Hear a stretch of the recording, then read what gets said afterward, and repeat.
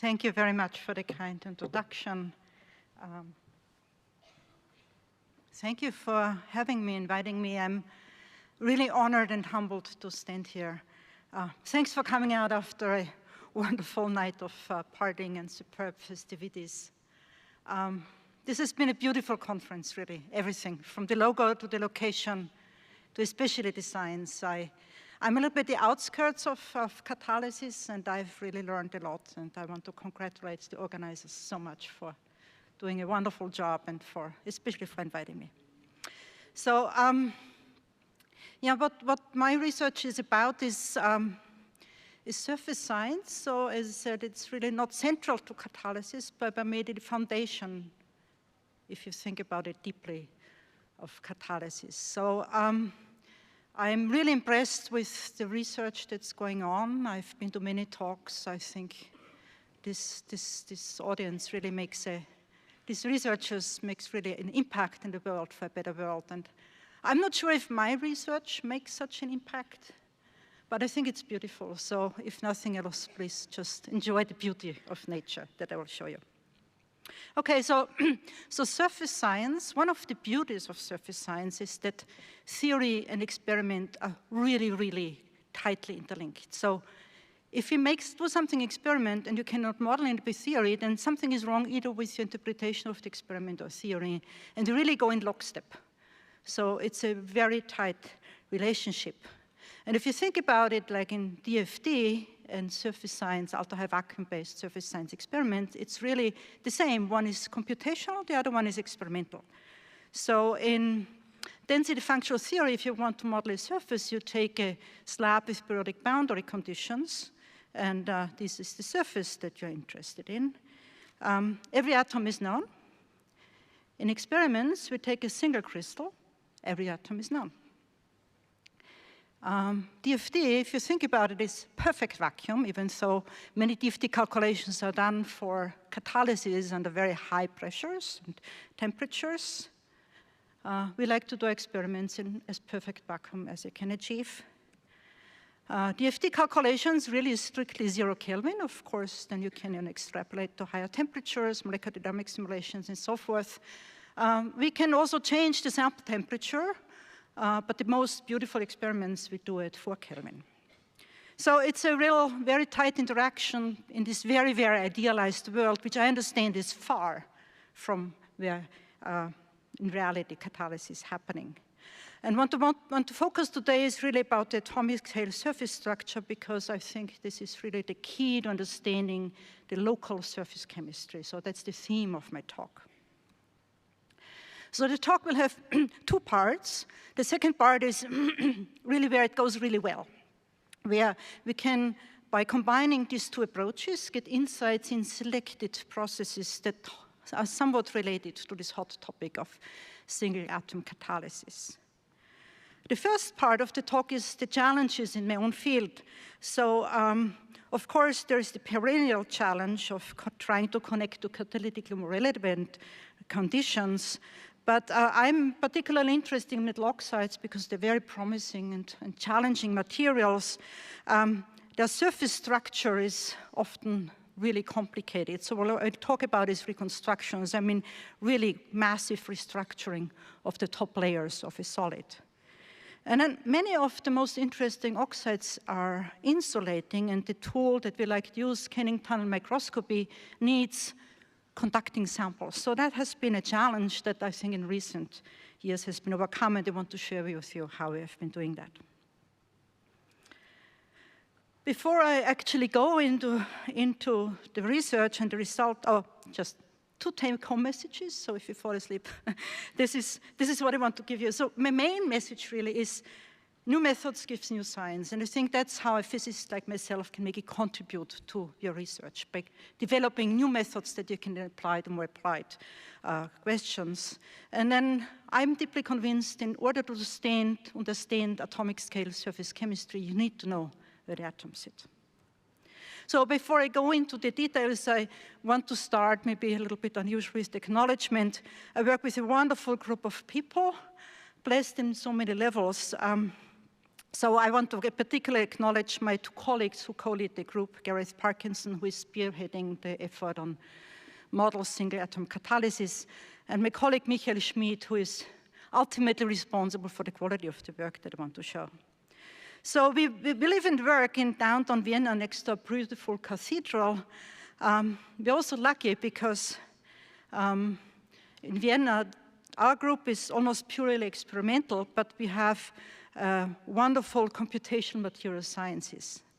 And I'm co-leading with Georg Gresse from the University of Vienna a coordinated research center that allows us to really focus on method development. As I said, I think this is the key to new science, and that gives us the long-term stable funding where we can really take our sweet time to do that.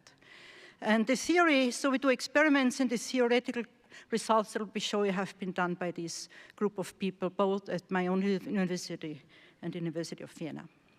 Okay, new methods give new science. I don't think anyone can argue with that. Arguably, maybe one of the most important tools that surface science has given the world is scanning tunnel microscopy, where Heinrich Röhrer and Gerd Bennig then in 1986 got a Nobel Prize in Physics for it, and has really spawned the era of nano research to some extent. But so when they developed this instrument, the very first thing they looked at was these reconstructions of the a famous silicon 111/7x7 reconstruction. So the unit cell is 7 times as big in one and 7 times as big in the other direction. So the surface massively restructures. And then with STM, of course, we can identify each single atom, and immediately became clear what the atomic model of the surface is. Sometimes it's not so easy to figure that out. I don't want to go into details. You know, there's the folded half, the unfolded half, and all sorts of things that really have nothing to do with the bulk. So the surface really is different.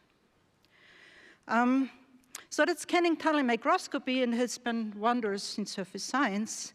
Of course, insulating materials can be imaged with atomic force microscopy, and soon after the AFM was developed and invented. It's a real workhorse in material science. Strangely enough, although SGM comes from ultra-high vacuum surface science, AFM hasn't really taken off in my field very much. So these cantilever-based AFMs don't really give atomic resolution. The cantilever is too soft, the tip is not well resolved. Many people have tried, I've tried, never worked out. And a number of years ago, we have to give it to Franz DIEBOLD because he gave us this little instrument. So this is the so-called Q+ sensor. Essentially a tuning fork, right? So a tuning fork is you ring it, it has a very specific tone, 1 resonance frequency, very sharp frequency, very high quality factor, meaning you ring it and rings forever, almost no damping, very sharp frequency. And then frequencies can be detected in physics with ultimate exquisity and accuracy. So what Franz has done, he's mounted an STM tip, nothing else but a simple tungsten wire that's etched to a sharp end. That we use for scanning tunnel microscopy. And then you approach this tungsten tip to the surface, like 0.3 or 3 to 5 angstrom in front of the surface, and the interaction, the chemical interaction between the last atom on this tip and the first atom on the surface detunes this tuning fork that rings with, I don't know, 20,000 hertz or something. A little bit on this detuning is what we detect. Since it's the interaction between 2 atoms, we know the surface atom, we have it in control. You also need to know the atom at the end of the tip. And I give it to Leo Gross, who happened to be an undergraduate in my lab. I convinced him not to become a farmer, but become a physicist, so that's one of my claim to fame. So he came up with the idea to mount a carbon monoxide molecule at the end of this tip. And then you get these really fantastic images you may have seen. So this is a pentosine molecule flat on the surface. This is the best scanning tunneling microscopy image you can ever get because it's the electronic structure, so the orbitals are smeared out. The force between this CO molecule and the surface is very directional, so you see each and every phenyl ring. So it's beautiful, and there's tons of these beautiful results in the literature. This is I like particularly, it's from Alex Gross, who was a postdoc in my group. It's what he called a zigzag molecule. And you're so close that actually the positive frequency, what's bright, is actually Pauli repulsion between the tip and the surface. So if you have a triple bond, then you have a high electron density. Pauli repulsion is particularly strong, so you can actually see the triple bond. This is raw data, right? So the reason why it's black here is because the CO molecule comes, it's attracted a little bit, that makes it black, so lower frequency shift, then repelled, and then black again. So it's beautiful. Then you heat up this zigzag molecule, makes all these products. You can actually see what you guys chemists draw on the blackboard. I think it's really beautiful. Now, this is a wonderful technique. People have used it almost exclusively for looking at flat organic molecules. But of course, AFM, right? You don't need conductivity. You could use it for these oxide samples I'm interested in. And so a number of years ago, I got into some money. I said, okay, let's buy one of these things. Let's try it out. But there is a problem. So these images are taken in constant height mode. So the chip just comes, is attracted, repelled. So you go back and forth in constant height. Every vibration kills you. So our beautiful building, we take the group photo every July, is in downtown Vienna. This is where my lab is. Of course, we could move in the basement, but unfortunately, there's a subway underneath. So, it's not an ideal situation to do scanning probe microscopy with atomic resolution. Luckily, I work with a group of really talented physicist engineers, and they came up with the only patent I own, where we hang the 1-ton UHV machine on bungee cords, make sure it's always equilibrium, and with that we can get really nice images. So this is one of them, one of my favorite materials, rutile TO2-110, that has been the workhorse in oxide surface science for the last 2 decades. This is the atomic surface structure. It's relatively simple. No reconstruction. You have these oxygen atoms, 2-fold coordinated, they stick out. It's very easy to make oxygen vacancies. They always have a very specific position here. That's been known before. And then with non-contact AFM, where you measure the frequency shift, you can see each and every oxygen atom. You can see here these oxygen vacancies. You can see little details. So for example, this oxygen atom that's next nearest neighbor is always sticking out a little bit. The next one is over. So you're like, the first one relaxes a little bit in, the other one next a little bit out, so little these oscillations. You can read a lot out of these atomically resolved images. Now, I imposed on you before that not only you need a very good instrument, you also need to know the tip, right? It's the interaction between 2 atoms. The surface atom we have under control. How about the atom, the last atom on this tungsten needle, the tip? And here we are grateful to Harry Monik at the University of Münster, who came up with a reference sample. So like for AFM, you have a grading reference sample to kind of calibrate your system. We have a reconstruction, the copper 110 with a little bit of oxygen. Added row reconstruction has been known for a long time in surface science. It makes these rows. These are the oxygen atoms.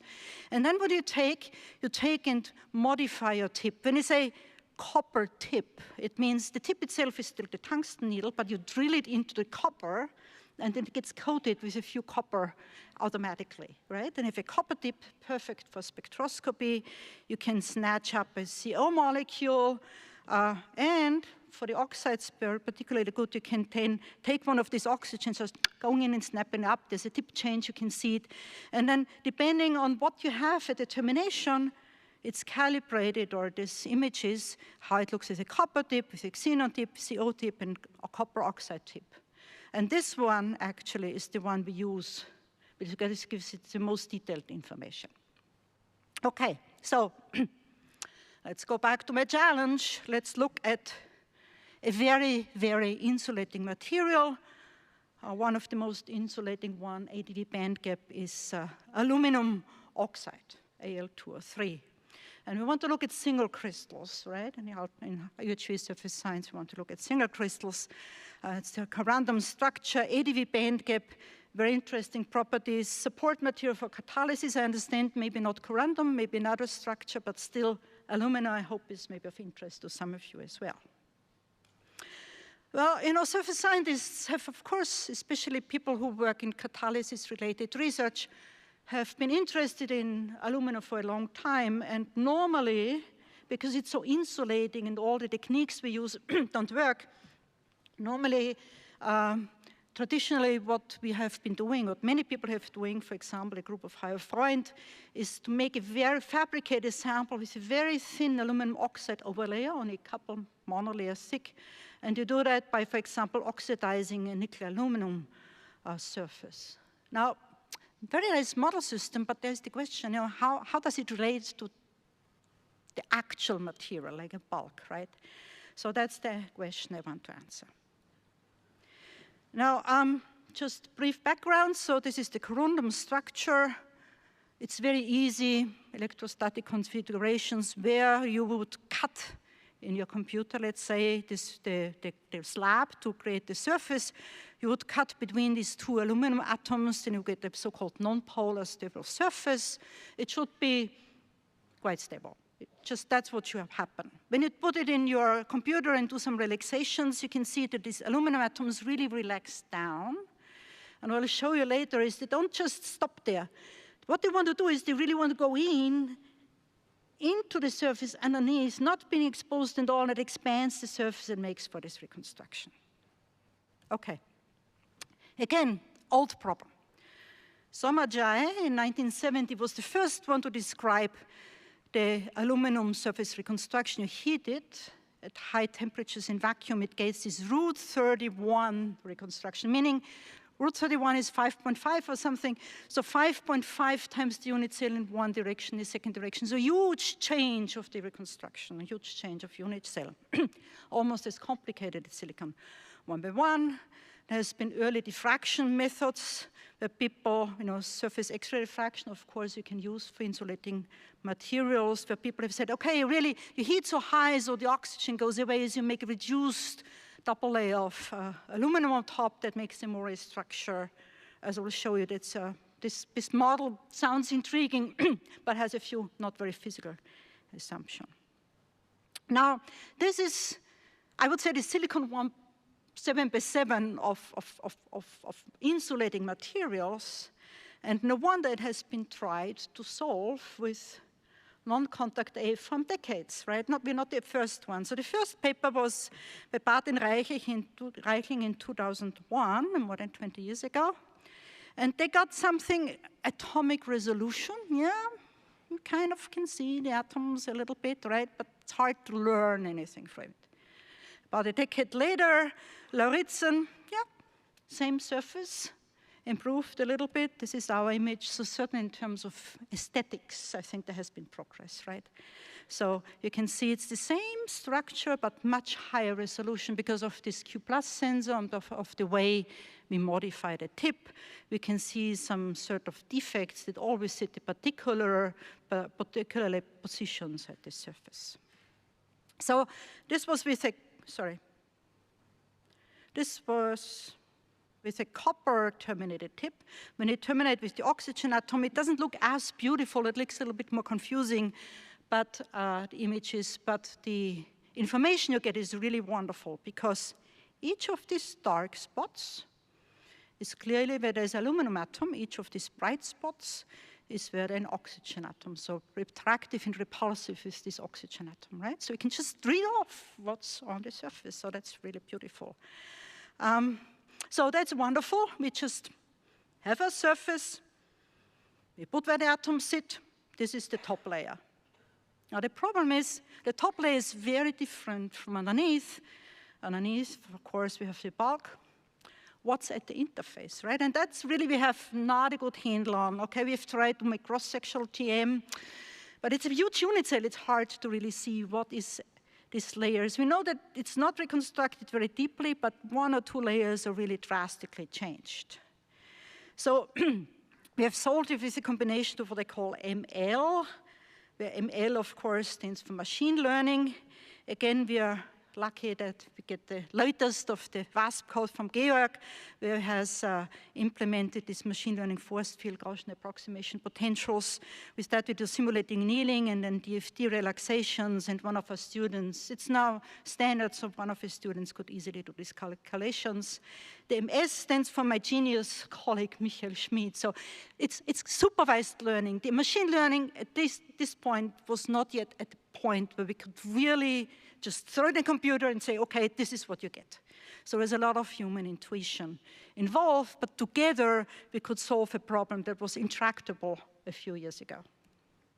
So what Michael's, okay, so yeah, I don't want to go into all the details, just very quickly, this is the top surface as we get from STM. We look at only the aluminum layer, aluminum atoms. It turns out all aluminum atoms sit on top with oxygen underneath. They're either in tetrahedral or in octahedral conformation, top layer limited. So you have these squares and triangles that we can all explain. Actually, underneath the surface is also a stacking fault, like in the silicon 7x7. So whatever the details are, I'm happy to share with you later if you're interested. I think we've really solved the surface. This is the experimental AFM. This is the simulated AFM. You have to take my word from it. If you move in the second or third layer an atom a little bit, it's so sensitive that they can see that in simulating the AFM, we can really be very sure that this is the surface structure. Okay. So one is the structure. How does it look at energetically?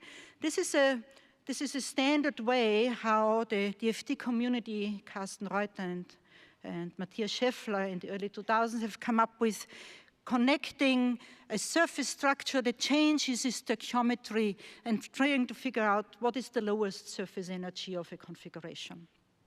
It's the so-called ab initio phase diagram. So it's relatively simple. So you do a DFT calculation, you calculate the Gibbs energy of the slab, and that gives you the surface energy. Then you take into account that you have different structures with different composition of aluminum and oxygen. And the key is then you take into account the chemical potential of oxygen, which in turn you can relate to experimental parameters like temperature and pressure. And then you plot on the x-axis here the chemical potential. So this is more reducing, this is more oxidizing conditions. Here you calculate the surface energy you get out of these equations. And by depending on what stoichiometry you have, this is either a straight line if you have a perfectly stoichiometric material, like for example the 1-by-1 surface, so no change. So the number of aluminum to oxygen is 2 to 3. Then it's a flat line. If you have a very reduced surface, then it's a line that goes up. So that was the one with 2 monolayers. I can tell you completely unphysical. This is the experimental region in terms of temperature and pressure, so completely out of the question. These are our 2 models. One is, we call a little bit oxygen rich, so here a positive slope. The other one has some of these defects. I showed you before, we have these little bright spots, or with another tip dark bright spots here. These are actually single aluminum vacancies. So we have a little bit oxygen rich, a little bit oxygen poor. They have the lowest surface energy, so one of these 2 structures will form. It will just even out that in the end, overall, you have a stoichiometric surface. How do we know this is an aluminum vacancy? In one of these molecular dynamics runs, one of aluminum that was in one specific region where there's 2 aluminum rich, which just spontaneously desorbing. And then if you put this model and calculate, we're pretty sure that's what it is. Okay, so beautiful, right? What have we learned? We always not want to enjoy, but also learn. So from this phase diagram, we've learned that the lowest energy surface of aluminum, no matter how hot you heat, until it decomposes, of course, is always stoichiometric. In fact, if you think about it, probably I tell you something you know already, right? It's not a reducible oxide. So if you want to reduce it, you have to put in extra electrons. The electrons have to be at 8 eV above bandgap. It costs enormous energy, right? So it's always stoichiometric. It's heavily restructured. These aluminum atoms don't want to sit on top. They want to go go underneath and expand the bulk, as I told you, then we have this Murray 2-type overlayer. With these phase diagrams, generally we can extrapolate to different environments, but in this case, it doesn't matter what you do, it always is this almost symmetric surface. And then I think we're at the state of the art, at least in Vienna right now, where supervised learning can solve very complex structures. And I think we really need to know the surface structure, as I told you, and it can be massively different. And I think this is really the future, that we really, in order to understand what surface chemistry is, we need to find out what the surface structure is. And I can foresee already, by the rapid progress we've seen also here in this conference, that unsupervised learning with neural networks and all the things that are coming right now, that maybe we can make very reliable structures and searches, predictions for very complex structures, computational based, and here and there check with experiments. In our project, we're kind of on the way. So aluminum is complex enough, but really simple, right? Only 2 components, aluminum and oxygen. Many of the oxides we are interested in, other people also, ternary oxides, quaternary oxides, so more components. The more components you have, the higher the phase space, the more complex surfaces are. So just in case this is strontium titanate, and then when we can make this is STM, this is diffraction, we can tune the surface reconstruction by changing ever so slightly the composition between oxygen, strontium, and titanium by doing it purposely in the experiment, reproducibly and reversibly, can shift back and forth with those. Now, we've given some of this structure to have solved, by means not all of them, to our colleagues at the TU Wien, and then Ralf Wanzenbeck has done these structural searches, and he came up with this result by combine experiments in theory. So this is, in my opinion, a lousy STM image, so not as beautiful as the ones I showed you, but the reason is it's more realistic, right? So if you have something where surface structures can change so much depending on the environment, you expect an inhomogeneous surface.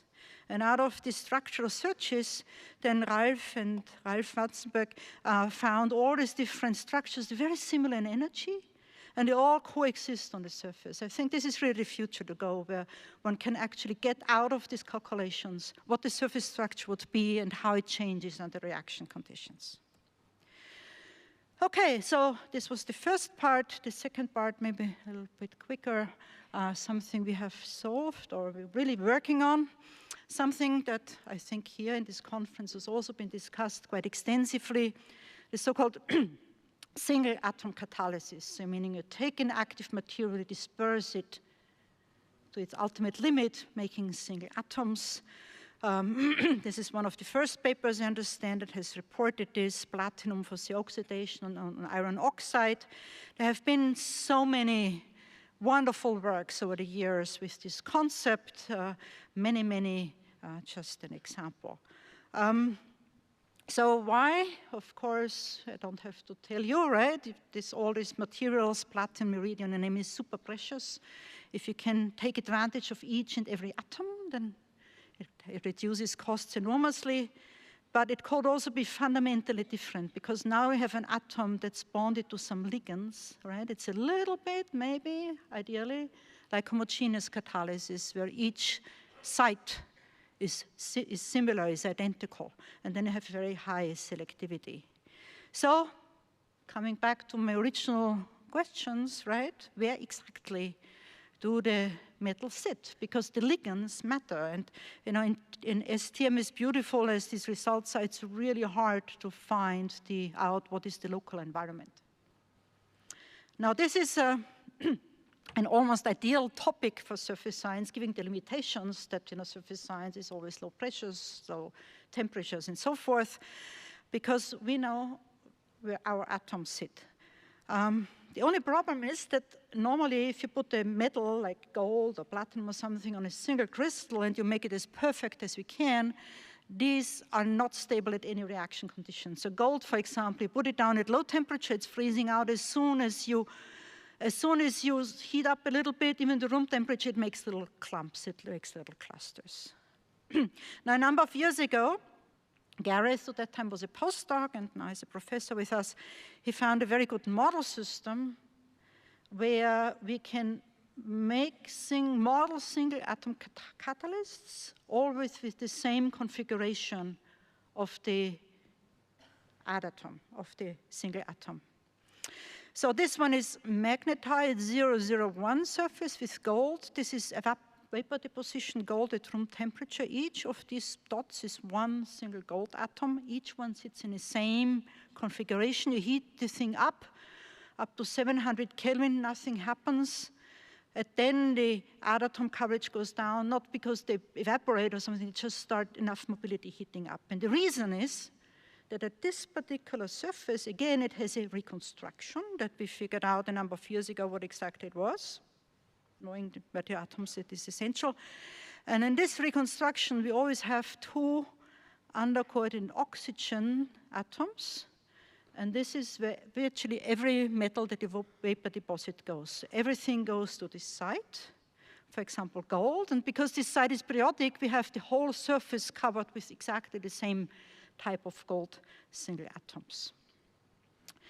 This is true for gold. And you can go across the periodic table.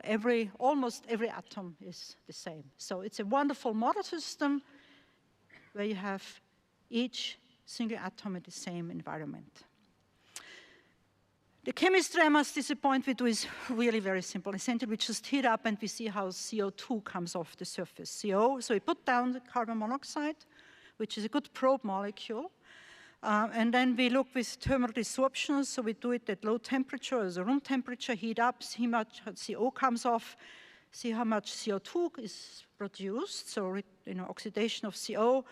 From isotopic scrambling, we wrote it is a mass van Grevenem surface, and from this peak temperature, we can easily see what is the desorption temperature, how strongly does the carbon monoxide stick to this atom. To the surface at room temperature, itself, CO at these conditions doesn't even stick at all. So on a clean surface, there's no CO coming off. Now, CO on metal single crystals is the fruit fly of surface science for many decades. This is whoever has a name in surface science, you find them here. Everyone has done CO adsorption on metal single crystals, 111 and 110 across the coinage materials. These are the desorption energies, a little bit different depending on the surface, but very clear, really depending on the materials. For example, on gold, the desorption energy is very small. So of course, gold CO sticks weakly to gold. So there's this Sabatier principle, right? I don't have to tell you that, you want to be the sweet spot in the volcano. So you want to be not too weak, then have low reactivity, not too strong, then have poisoning. So you just want to have just the right kind of adsorption energy.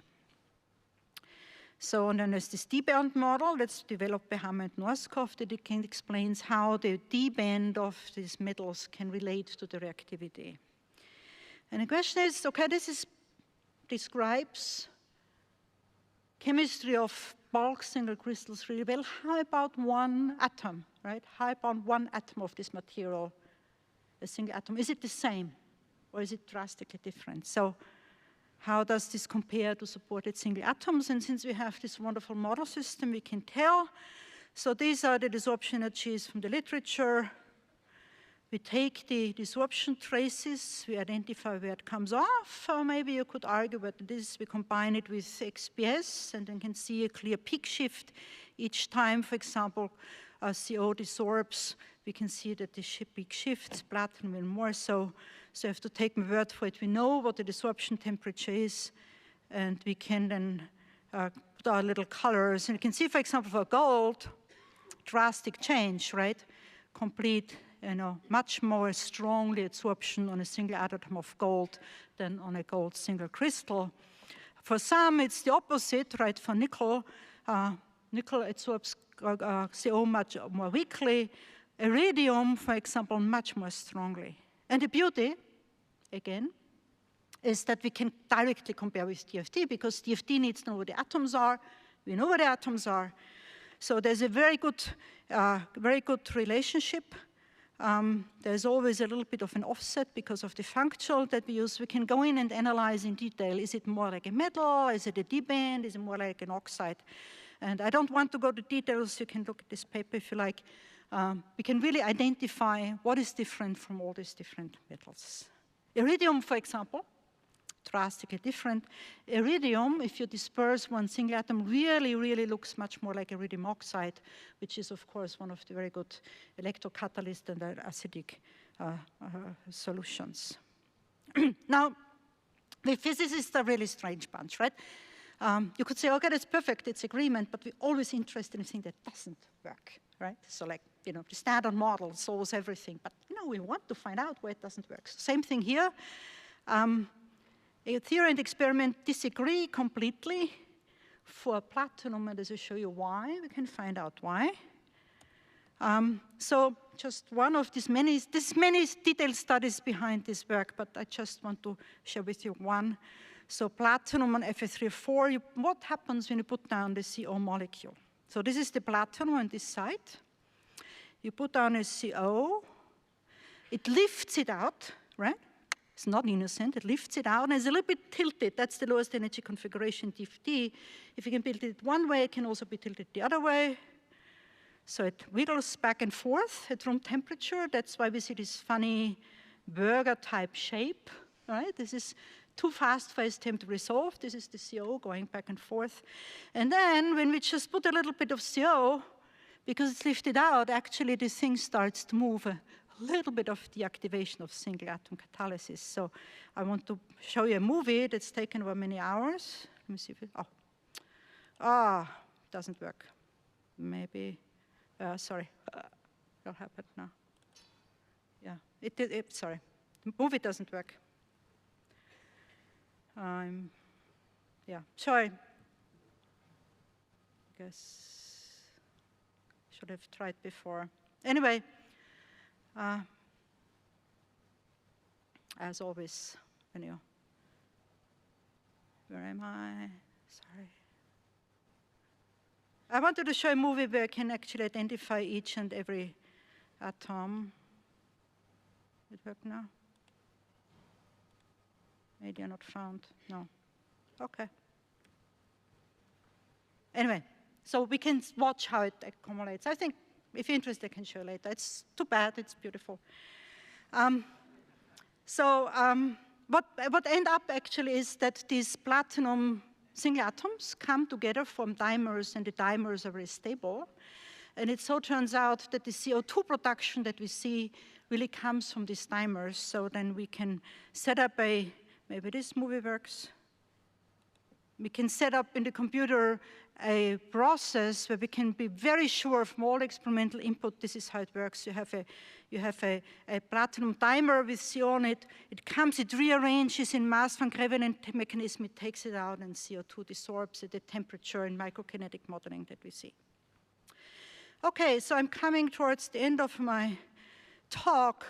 This is, I think you should agree, right? It's beautiful, but how do we translate it to more catalytically relevant situations? And I think a model system from a material point of view, we cannot go all the way to really powder materials, but since there's been lots of literature on how to make perfect little single crystals, for example, perfect little cube of magnetite, where each one of these cube surfaces is exactly the surface we have in our macroscopic single crystal, I think it could hope to have a higher powder material or higher surface area material, where each of these little facets acts like a metal, a single crystal. So that's the one aspect. But you also need some sort of method, that would help you